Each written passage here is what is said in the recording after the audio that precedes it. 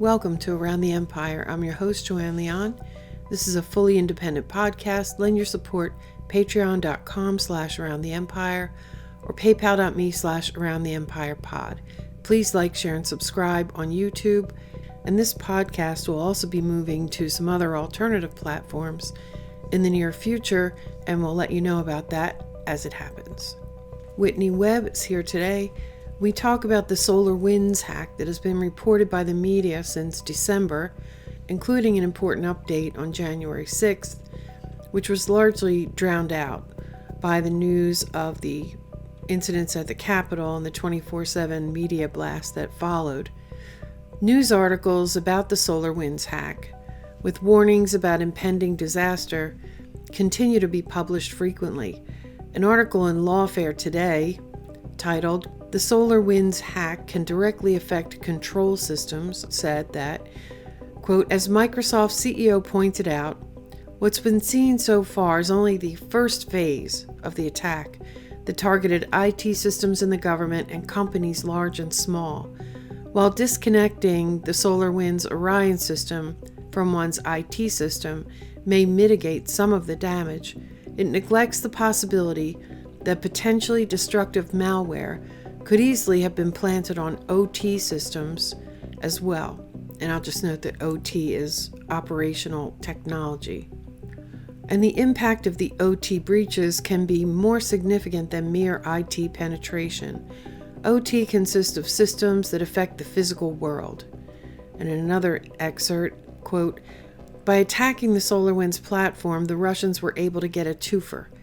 That is, persistent access and data exfiltration from the IT networks and access to control system devices and control system OT networks, unquote. Lawfare directly attributes all of this to the Russian government, and it should be noted that Lawfare very well connected to the national security establishment, and it has been one of the most extreme promoters of the Russiagate narrative for the past 4 years. In the story about the SolarWinds hack, some key cybersecurity entities familiar to us from Russiagate reappear, like CrowdStrike and FireEye, as do some familiar figures like Ghislaine Maxwell's sister, Isabel. And reports of a massive and ongoing compromise to a broad range of government and private networks, with a weak attribution claim about Russian state-sponsored hackers, began to spread, like the 2016 DNC hack narrative, like deja vu. Dire warnings about dark winters and ruinous cybersecurity attacks have been put on a loop, predicting unprecedented economic and institutional impact. And some new entities have emerged, some old figures have reappeared in the latest impending crisis, and at the same time, there's been rigorous efforts to shift the threat target toward domestic terrorism and dissent. And one of the disturbing aspects of the whole thing is that long before the reports about the SolarWinds hack, similar but more vague warnings along these lines have been put out into the public by entities whose exercises and simulations have tended to actually occur in real life. We also have a bonus question about how the 2020 election was sort of a prerequisite for a much larger, more broad, transformative objective that has been signaled by various official organizations inside and outside the U.S. government and marketed by the World Economic Forum, whose annual meeting in Davos begins today. We recorded this on January 25th, 2021. Whitney Webb's here talking to us from Chile. Thanks for coming back on the show, Whitney. I know that you're in high demand and your time is limited, so it's great to talk with you again. Absolutely, my pleasure. Thanks for having me back on. So as always, Whitney, I've got enough topics and questions to cover at least 3 interviews. So what I'm going to do is focus in on your latest article. And, people are going to need to do some work in reading here. And a lot of the listeners of the show already probably have. So that's not a real issue. But this article ties in with a lot of other things. So I think we're going to end up talking about other topics as well. But let's talk about how on the day of the what is it called? The storming of the Citadel of Democracy on January 6th. The sacred holy space of democracy. Yeah. Yeah, how that that this story comes out. It's got a curious name, the software SolarWinds. And there was a devastating hack, and it affected, it triggered a huge DHS alert, and it affected a number of U.S. agencies, pretty much looks like across the federal government. Um, and it did get a lot of attention in the media in terms of print, how many stories were printed about it, but literally nobody else was really talking about it.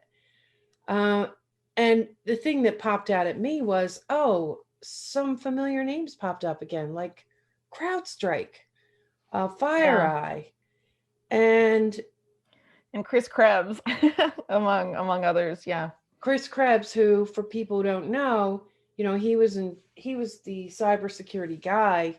He was supposed to be keeping everything under control. And he was yeeted out the window by Trump too.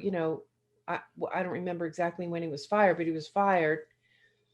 And then he quickly pops up in the. Well, I'm gonna leave that to you. So, what was this hack? And I don't know. Was there any relevance on why it was revealed on January 6th? Well, so what was revealed on January 6th wasn't the hack itself, but instead the fact that the entire Justice Department's email system um, had been affected by the hack. And of course, the hack ended up, the first thing that came out about it anyway, was that there had been a back door present. So that means that someone, whoever these attackers were, who they were working with, which we still don't know, had access to the Justice Department's emails.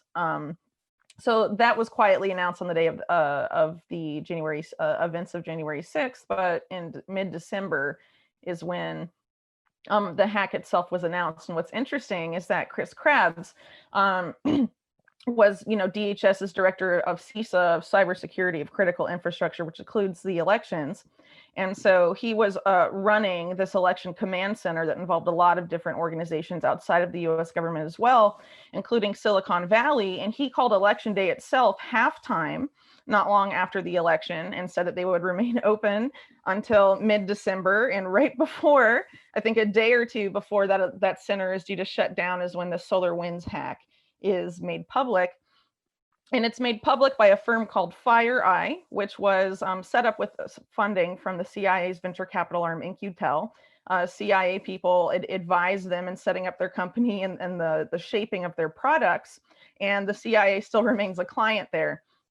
So, it's worth considering all of this when we take their narrative into account.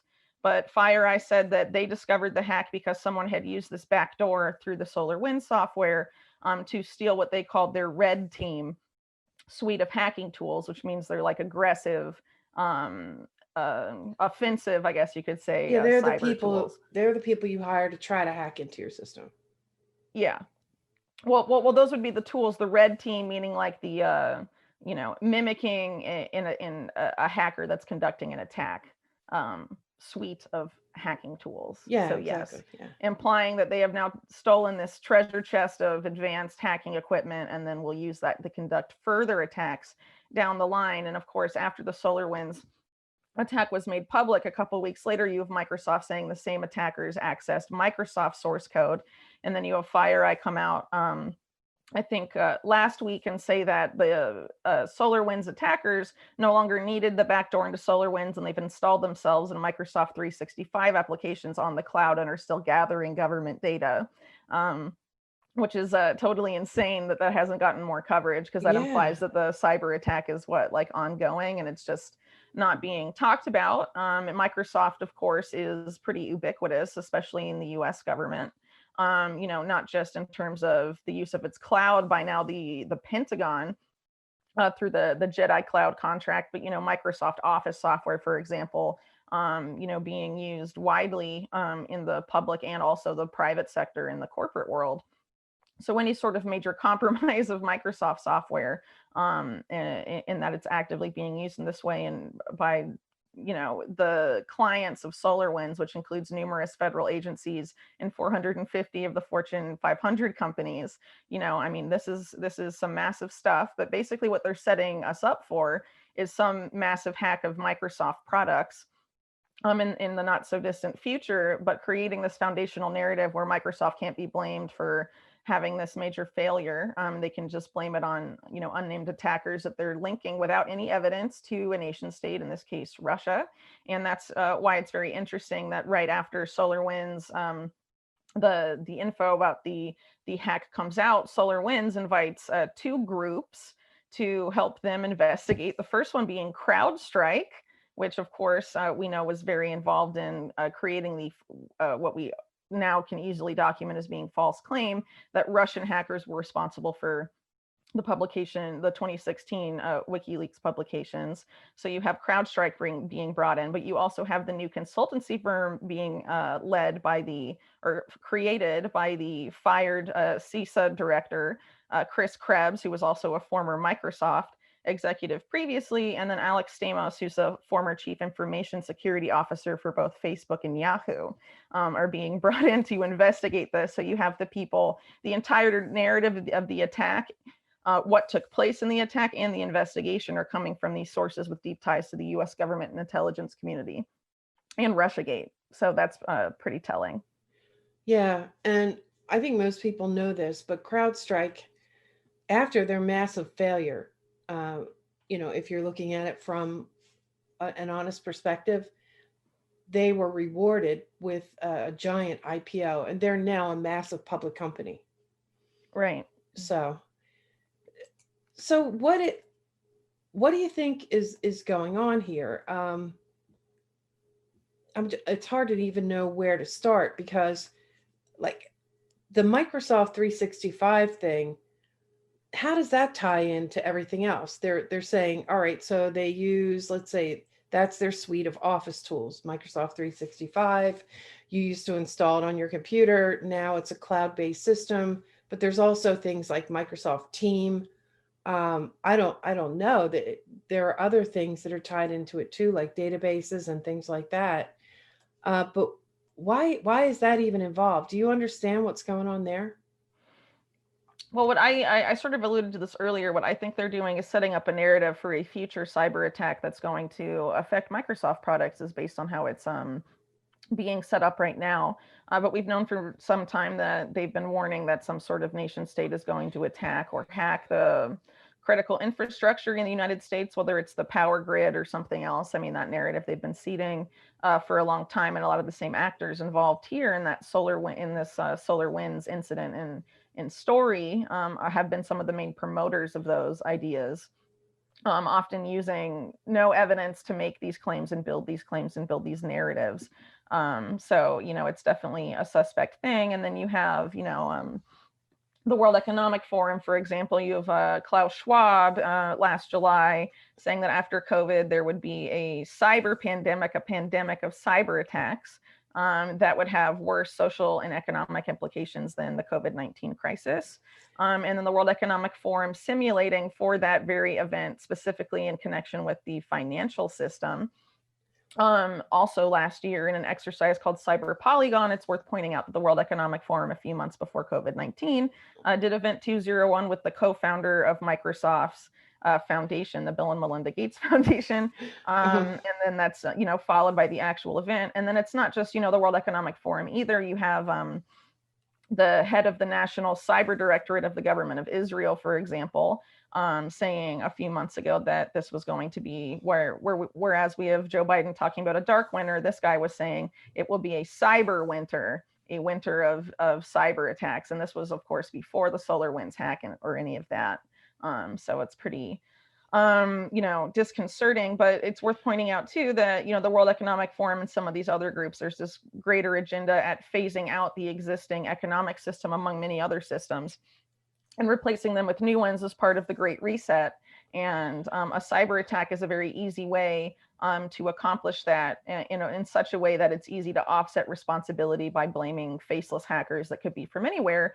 And you have the fact that the CIA's hacking tools, for instance, allow them to put fingerprints that can make it look like anyone was responsible for a hack that they actually conducted, whether it's a nation state like Iran or China, or they want to try and blame a unspecified domestic terror group or what have you, or domestic terror group and a nation state working together. I mean, who really knows how far they'll take their narrative, right? But these are things that I think they're setting up for, and that they have essentially announced their intention to do. And so SolarWinds, I think, in a lot of ways was sort of an opening act for something more grave and severe versions of an event like that going forward. And I think in the case of the war on domestic terror pivot, we're seeing, January 6th, right, was also the opening act for that side of things that are taking place right now. So I think they're sort of just setting the stage for other things that are going to play out in a big way over the course of 2021.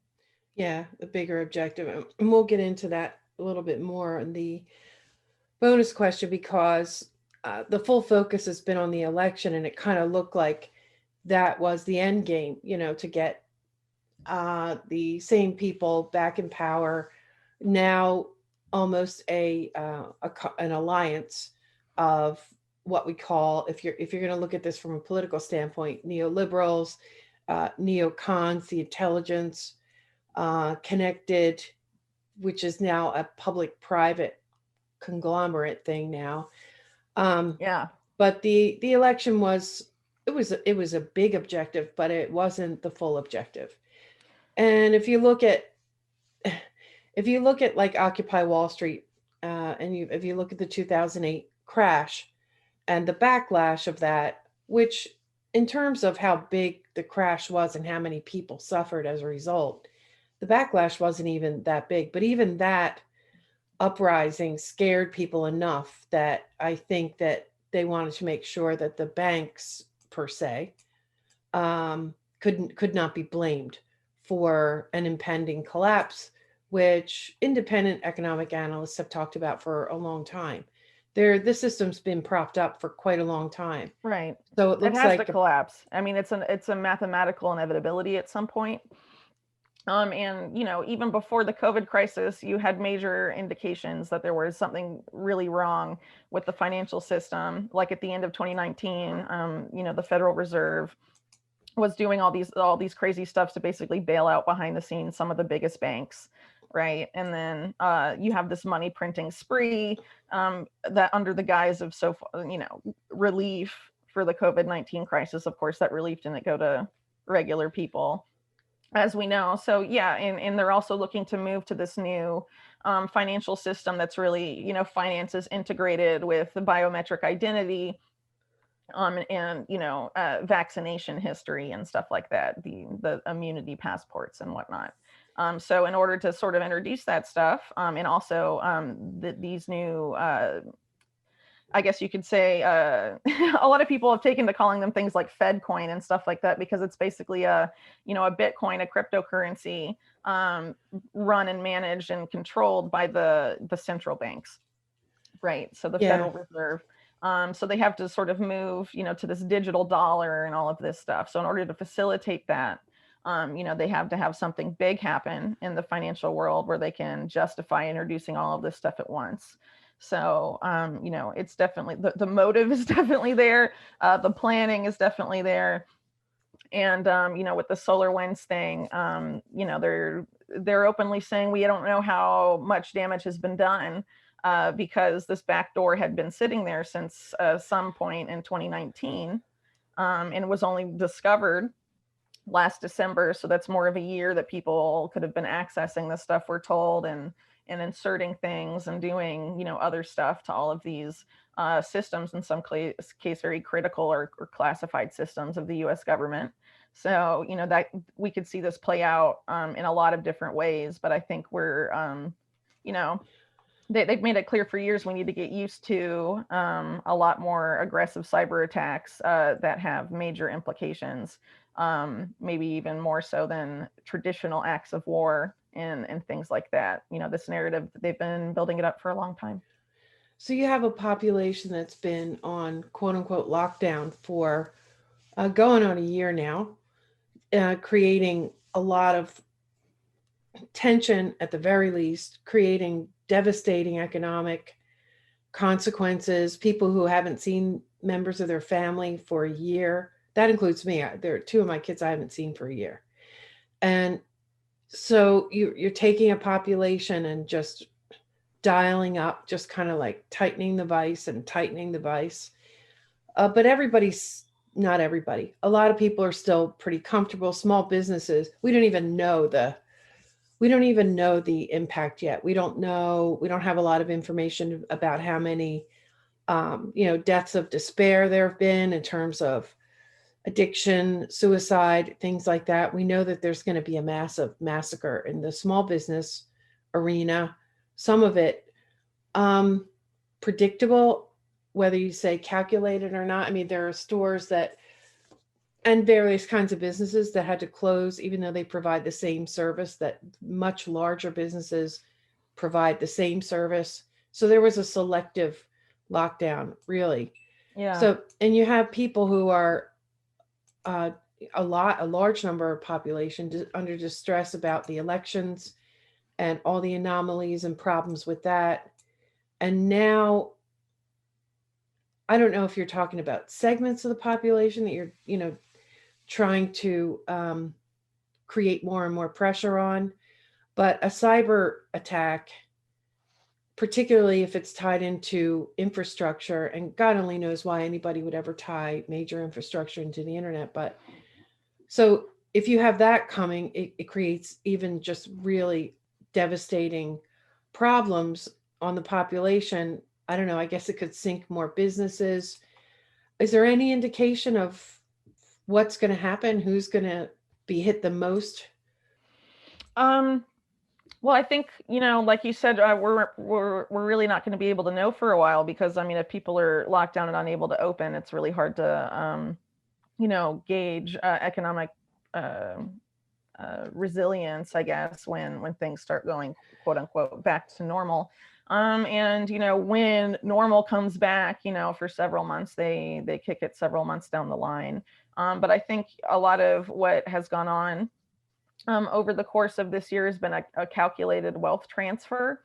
And I think, part of this plays into the overarching objective to make a giant underclass in the United States, really just sort of make it a two-tier class system, basically, where you have, the economic and political elites, the ruling class, and then everyone else, which previously in the United States and up to this point, it really hasn't been that way. But people have been talking about the death of the middle class for years and what have you. And this is, a big jump towards that end.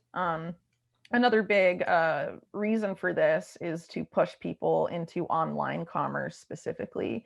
So, and also to buy up a lot of real estate. That's why we're seeing people like Bill Gates becoming one of the largest private landowners in the U.S. now in a farmland specifically, because, a lot of these systems, particularly farms, which is like, these days built a lot for big ag, built a lot on subsidies. When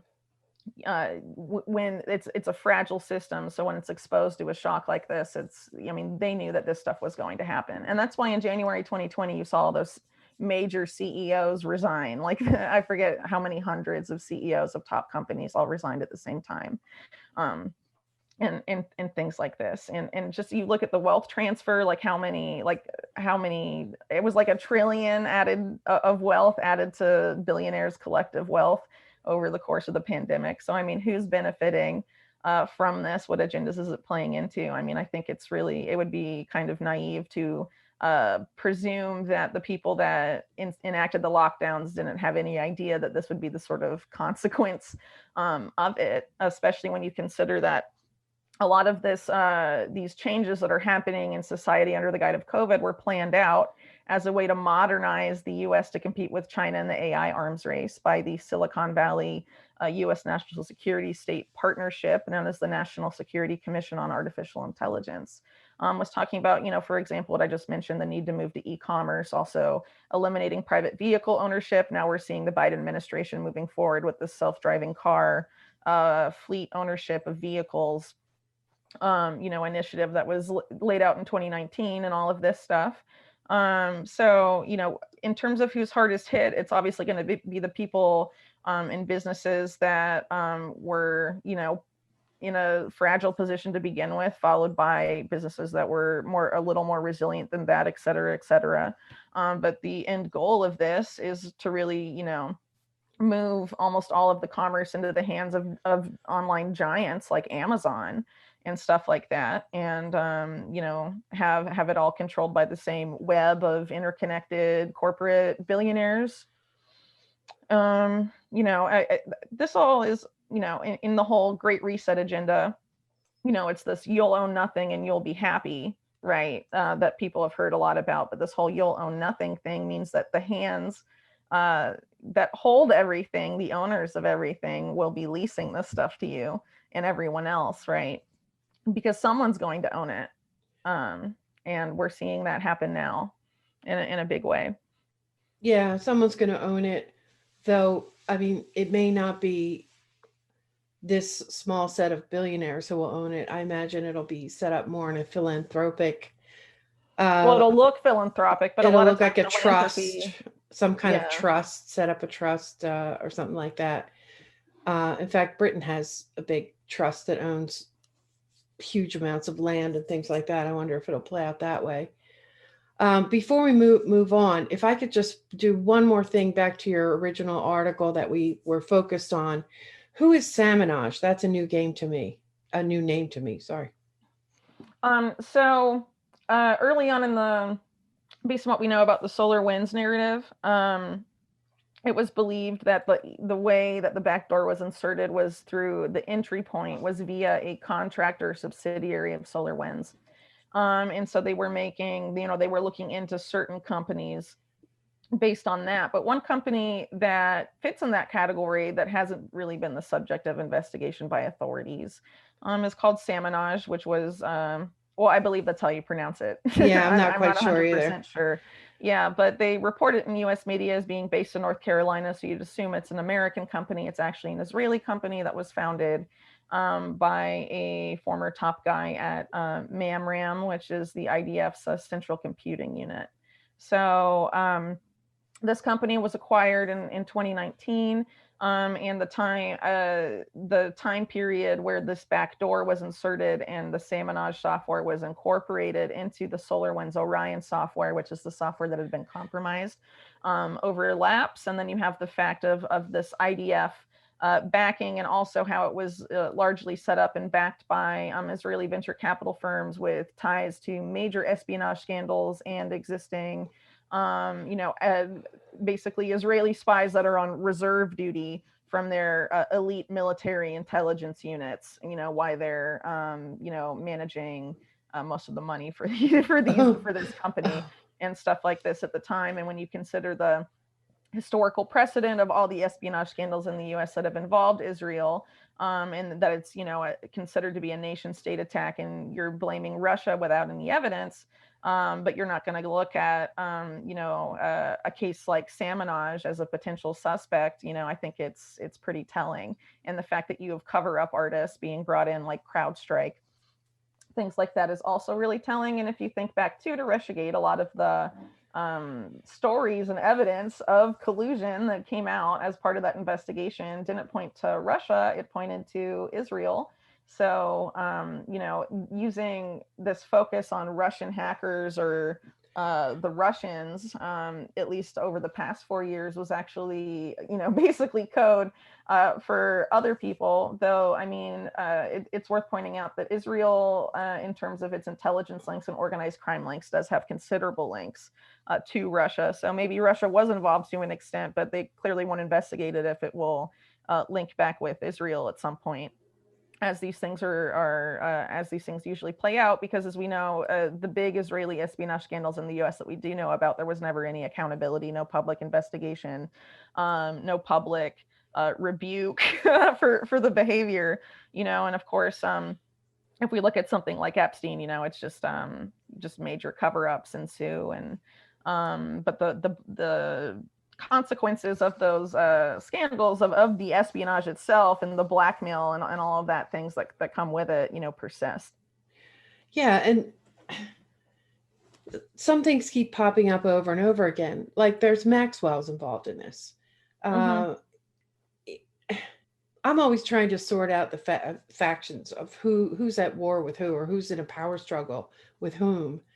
But Isabel Maxwell, who's Ghislaine Maxwell's sister, uh, is tied in here too. I mean, can we talk a little bit about that? Yeah, sure. So some of the venture capital funds that back that set up Samanage. One of them was Viola Venture subsidiary Carmel Ventures, which was at the time of the investment was being managed by this guy named Ronan Neer, who is from a elite military intelligence unit in the IDF, though he currently says he's on reserve duty. And at the time of that investment, he was being advised in Carmel Ventures more broadly, being advised by Isabel Maxwell. And then you have Gemini Israel Ventures. The people that set up that venture capital firm have ties to the Jonathan Pollard scandal in the US. They're pretty much one of their earliest investments. And by the way, they were the first Israeli government set up venture capital fund to seed this high tech sector. Um, um, for the all the stuff that has gone on since then. So they're one of the earliest investments of this venture capital firm was in ComTouch, which later was run by Isabel Maxwell, Right. and basically had access to the back ends of emails for the government, major corporations, and numerous other things. And Isabel Maxwell herself was involved in the operations of the front company alongside her twin sister, Christine, to sell bugged promise software within the US, including to Sandia National Laboratories, which Israel used to spy on the US nuclear program. And then that, of course, had been sold directly by Robert Maxwell, but the front company he used to facilitate that sale, Christine and Isabel Maxwell both worked there, which is, sort of gets overlooked here. They have direct ties to that scandal itself that their father was involved in. But after her father's death, Isabel Maxwell, out of all the Maxwell siblings, was the most openly involved with the state of Israel and the Israeli intelligence. Contacts like the former head of Mossad, David Kimcha, and people like this that were in Shimon Peres, who were very close to Maxwell. Later, Isabel, openly admits that she sort of inherited those contacts. And, it was her that gave Shimon Peres a personal tour of Silicon Valley and all of this stuff. And she's also one of the few technology pioneers of the World Economic Forum, though, she's obviously retreated a bit because of her family tie to Ghislaine in light of the Epstein scandal. But very intimately involved in this whole Israel US tech, these tech partnerships and liaisons, especially when they're involving companies, Israeli tech companies deeply tied that remain tied to Israeli intelligence in some capacity. She's very involved in getting those acquired by Silicon Valley companies through Israel Venture Network and a lot of the other things that she runs or has run in the past, but has been intimately involved in that scene for a really long time. So her involvement in setting up this company is quite telling. But you also have people like one of the top business partners of Stephen Bronfman. Bronfman, of course, being part of this mega group unit of billionaires, I guess, that was co-founded by Charles Bronfman and Leslie Wexner. Charles Bronfman's son, Stephen, his close associate, is a key figure tied up with both Isabel Maxwell and Viola Ventures, which was Samanage's largest investor at the time of its acquisition by SolarWinds.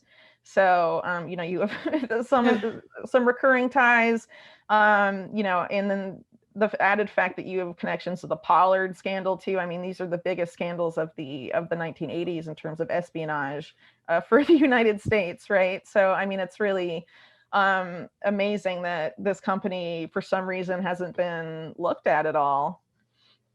Or these people been Yeah. at the if not held accountable, then at least sort of divested of their influence. But that Mm-hmm. doesn't ever happen either. And as people can see, we're rolling into like a larger agenda here, which is what I wanted to get into in the bonus question.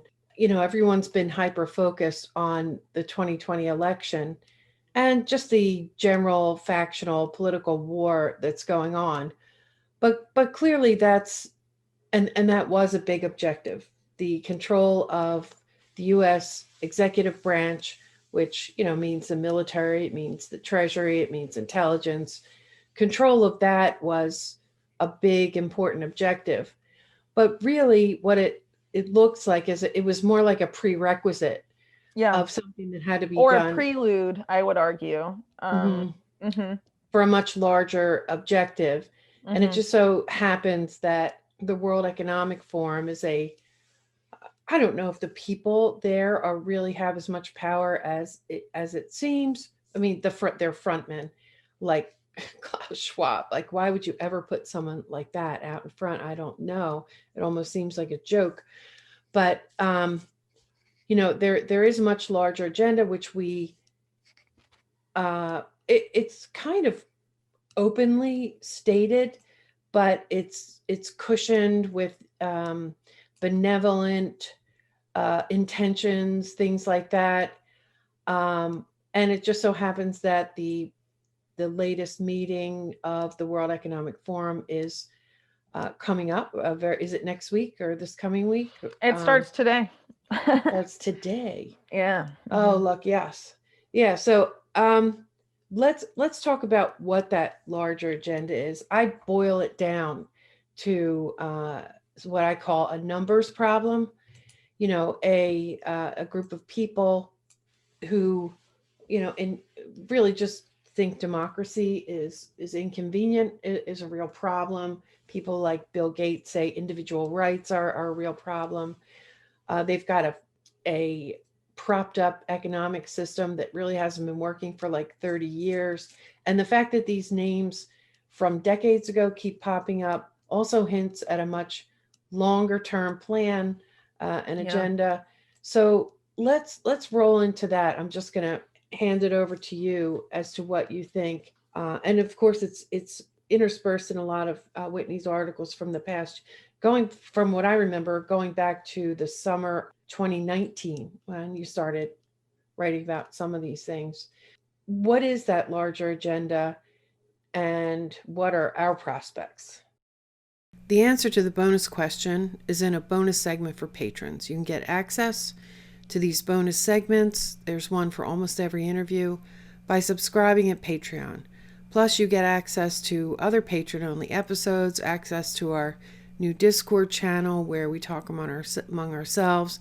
And we've also just started to do Q&A live streams, really just Zoom calls where we can discuss things. And we've been doing that for the past couple of weeks, and we're going to continue on a weekly basis. And we'll let it develop as it may. So that's my tease. I hope that some of you will join us. And now I'll continue with the interview wrap up. Okay, well, thanks so much, Whitney. Give us the latest on where to find all of your work. Okay, so for now I'm still on Twitter, but please do not rely exclusively on that. I have a channel for Unlimited Hangout on Telegram where I have a lot of my work go up. There's also a chat room there if you're interested in joining. So if you're on the Telegram app, you can find it there. I'm working on getting set up on some alternative social media platforms, but for now, most of my content that's not written, you will find at rockfin.com. And I may be getting into some video stuff on my Rockfin channel, which I will then also be posting most likely to Odyssey, which is a YouTube alternative. So you can follow my work that way. Of course, my written work is either going to be at thelastamericanvagabond.com or at unlimitedhangout.com. Thanks so much, Whitney. Thank you. Thanks for listening. Special thanks to Whitney Webb. Follow Whitney on Twitter at _Whitney Webb. Subscribe to her podcast, Unlimited Hangout. Find her work at her website, Unlimited Hangout, also at Rockfin and the Last American Vagabond website. This podcast is independent media. Listener support is important. Patreon.com/AroundTheEmpire, PayPal.me/AroundTheEmpirePod. You can find it on any mobile podcast app, on the website AroundTheEmpire.com, on Patreon, and on YouTube. If you're listening on YouTube, don't forget to like, share, and subscribe. We have some new platforms coming soon, and I'll let you know as soon as that happens. Also follow on Twitter at Around the Empire, and we'll see you next time. Take care, everybody.